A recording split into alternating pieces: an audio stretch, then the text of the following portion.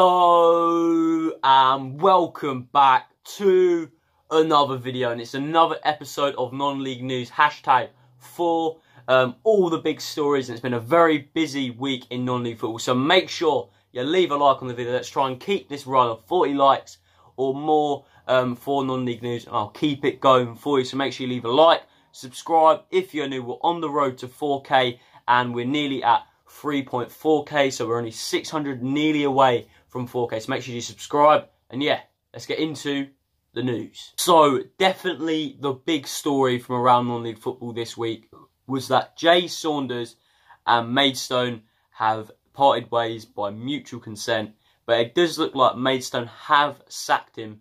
They did say mutual consent, but the chairman in his notes did say it was one of the hardest decisions, which means they sacked him. Saunders has been there for 7 years now, and he had a fantastic run of 3 promotions in 4 seasons, taking them from the 8th tier to the top of non-league football.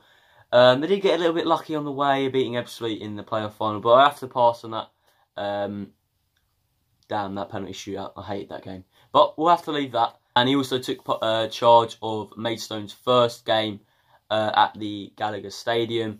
The chairman has said that it's one of his biggest decisions he's ever had to make. He's been there for such a long time. He's become a part of that club. You know, when managers come there for such a long time, they are just integral, and they haven't. But if you delve deeper, they've had a real poor 2018, where they only had like 6 wins in 30 games, and after, I think, November, they were really poor and definitely could have gone down. But, to be honest, Maidstone don't have a big budget. The replacements they're linked with aren't too great. So you really have to think, was it really worth it sacking the quality of a manager of Saunders just to make a change? It wasn't really working, but I think he probably deserved to take them down and have the chance to bring them back up again, considering what he took that club from in the 8th tier to where they are now. And Saunders is actually the favourite to take the Crawley job in League 2, which I was a little bit surprised about. He's sacked by a team lower in the National League, and he's already got a job offer, or potentially a job offer, in League 2. Maidstone haven't started too great this season, but they didn't continue that with a 1-0 loss to Gateshead. Steve Watt is in temporary charge for Maidstone. They are linked with, I saw on odds that Sol Campbell was being linked, but the main favourites of me are for Graham Wesley and Adi Pennock, which is not for me. Is not the managers you want to come in now. Those managers have got to make changes and got to change their squad. Yeah, so I think I just think it's going to be a tough season. I don't think it was the right decision to sack Saunders. I think they should have given him a little bit more time. So yeah, I think Maidstone will have a real struggle this season. So the next bit of managerial merry-go-round is still going on. FC United player manager Tom Greaves, who is a legend, their top goal scorer, is stepping down as manager. They've only got 1 win from their first 7 games. It's really been a poor start, and he did manage to keep them up last season, and he's done a really decent job of doing that. But it says that being a player and being a manager has been really, really stressful, and he's got a young family, he's got a business to run, he is still part-time, and yeah, it's a real struggle for him, and I hope FC United manage to stay up and don't go down into the 7th tier, and whoever does come in, I think hopefully they do a good job at FC United Manchester, because they are a great club with a great fan base, and I always want fan-owned clubs to do well. It looks like Dave Chadwick will take over for the time being, but they did lose on Saturday, so hopefully FC United Manchester can pull themselves together and improve and get out of that relegation zone. Dagenham&Redbridge, they've lost loads of players over the summer. They look like they're in financial troubles, and yeah, does it look like the future is going to be a little bit more bright for Dagenham? Daggers fans will hopefully think that.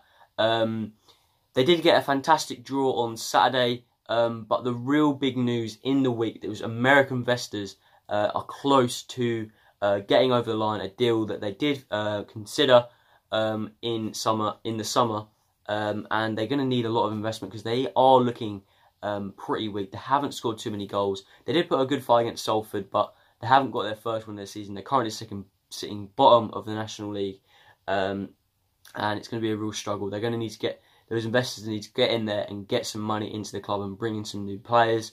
The deal is yet to be accepted by the EFL and the National League, but it looks like it will get accepted. The American consortium should take ownership, controlling share of the club, whilst 76%, whilst the Daggers fan group still takes 25%.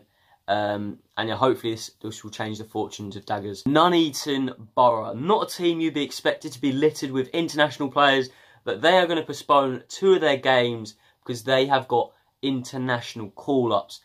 3 players that got called up. They managed to get their first win, but I think they are still bottom of the second to bottom of the league now, after they did get a win. And considering they're not doing too well to start the season, they're going to need those players. Those players are Harry Paniotto, who is playing for St Kitts, which is a nation in the CONCACAF, and he's been playing in that. Along with Fian Wharton, who's playing for St Kitts in the CONCACAF nation qualifiers. But Kara Mitchell is going to play for Grenada, also in the CONCACAF qualification. So that means that the Alfreton game and the Chester game are going to be postponed. That is really bad news for Chester. I think they've only played 5 games this season. They've already had, I think, 2 or 3 games postponed due to their stadium damage, due to the storm, which I spoke about in the first episode of Non-League News. And yeah, it's a little bit annoying. I listened to the Non-League podcast, and the managers were a little bit disappointed about it. But yeah, they're going to need to get some games in. It's going to be a real struggle for Chester in the December months. If there are any postponements due to pitch, they're going to have a hell of a lot of games, and it's going to really affect their season. So it is a little bit annoying for Chester fans. But nice story of Nuneaton having 3 international players. Billericay Town, the club that it just gives me more and more stories to talk about. If you haven't watched the clip of Glenn Tamplin doing an interview for the National League, it is really, really weird clip. He's just talking about the game and stuff, and he's just he doesn't look too great. He keeps scratching himself, and he accuses the interviewer of getting him to bite on comments and stuff, just so they can use it for clips and views and stuff. And he's not looking in a good state, let me tell you that. He did say that he is trying to talk to Harry Wheeler. Is he trying to get Harry Wheeler back? If I was Harry Wheeler, I would not go back to Billericay. Don't swallow your pride. You've been sacked. Don't go back. If you're going to get treated like that, then just go to a nicer club. And he did say in that interview they are linked with some new managers. They haven't started it yet, but he's probably got a few contacts. Maybe it's like Ollie Murs going to manage them or something. But they did lose to Woking, who are now 5 points clear. But we'll talk about that in the results. But yeah, it is a really Billericay continues to be an ongoing story. And yeah, he was managing. I think he was the manager for that game. Maybe he just wants to be the manager. Maybe he will announce himself as the manager. We don't know. And yeah, those are the big stories from the week. Let's go into the shock of the game weeks, the game of the game weeks, and of course the tables. So, shock of the game week, the National League for me was Dagenham&Redbridge 0, Salford 0. Dagenham getting their 2nd point of the season. Salford City, it's not been a great start from, has it? I made the joke of probably 2 of the players in the Salford side will be the same amount of the wage budget of the Dagenham side, considering their financial troubles at the moment. So yeah, really fantastic point for Dagenham, and it's a little bit embarrassing for Salford. Game of the National League was Maidenhead 2, Bromley 2. Maidenhead were cruising 2-0. Clifton and Kelly getting goals, but 2 goals in the 90 minutes to get Bromley a point. And Bromley would have hoped for a win in that, but to get 2 goals let on is obviously going to be buzzing for those fans. Game of the game week in the National League North, I've got Brackley 2, Chorley 2. Chorley's winning run has sadly ended. They're on 22 points, but they're still unbeaten thanks to a great comeback and 2 goals from Josh O'Keefe to overturn Brackley's 2 goals. And then shock of the National League North is Nuneaton getting their first win. Curzon have made a good start, but I think Nuneaton getting that first win is going to be a shock. And yeah, hopefully Nuneaton They're going to miss a few games, but hopefully those international players can do it for them. And then game of the game week in the National League South is Welling 3, Oxford 2. What a game this was. Early goal from Oxford. 2 goals, looked like that probably going to be it. But then Matthew Patterson getting a late equaliser. So I think that was it. But Anthony Achingpong, who used to play for Maidstone, I think, got a late goal for Welling. We then go into shock of the National League South. I'm going to give it to Woking Billericay. Woking have now gone 5 points clear. Fantastic from Woking. And there's a lot of positivity. The new manager who came from Hampton is doing a fantastic job, and I really applaud him for that. And he's doing Max Krashamar. I don't know how you say his name, but he's doing a he's scored a load of goals for Woking, and they are now 5 points clear at the National League South. If we now look at the National League table, we've got Wrexham up there back top with 17 points after an impressive win, a solid 2-0 win against Aldershot. We also got Harrogate and Fylde flying high with their unbeaten records, and Halifax still doing a good job up there with a good point against Sutton. Leighton Orient doing a really good job. Gateshead also doing a good job as well. If we then look lower down, we've got Chesterfield. Chesterfield have continued their losing run of 5 wins in a row, and it all looks so positive after 3 wins at the start. And when we look at the bottom, we've got Dagenham with only 2 points. Same with Braintree. The only 2 teams to not get a win in the National League. And then Havant and Dover in those relegation spots. If we look at the National League North table, Chorley's lead has been chopped a little bit. Only 4 points now at the top. But still keep that unbeaten record. Same with Telford and Kidderminster, who are both unbeaten as well, who are doing a good job up there. And Alfreton, I've said about this, but there isn't many big teams who you'd expect to be up there in the National League North. Southport should be up there, not doing too great.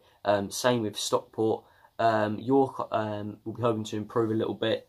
And same with Darlington and Chester, they're lower down. FC United managed to only 3 points, did manage to get a win. But hopefully their new manager can turn it around. Chester, again, only 5 games, 3 less than most of the teams in the league. So they'll be hoping to get some games out there. Obviously, another draw was a little bit disappointing. They would have liked to win against Guiseley, who are also not doing too great. Then look at the National League South. We've got Woking, of course, top of the league with 21 points. They've been absolutely fantastic, doing really, really well. And I did listen to the Woking manager on the non-league podcast, and they've already had a lot of injuries, so they're doing fantastically well. Then we've got Billericay, Eastbourne. They're absolutely smashing it. They were absolutely shocking in the pre-season friendly. Shows how much I know, but they're doing fantastically well to be up there. And they've got Torquay down in 11th. They're not doing too great. Gary Hours, I think, will be sacked soon. I think he will be one of the next managers to be on the sack list. Then look at the bottom. We've got East Thurrock. Managed to get 2 wins there, but still not out of that relegation zone. And Weston-super-Mare really struggling down there. Same with Truro as well. So yeah, that was non-league news. I hope you did enjoy it. Please leave a like. Let me know all your thoughts on all the big stories I was talking about today. Subscribe if you're new. Of course, we're on the road to 4K, so make sure you do subscribe. And I'll see you all later. See you later.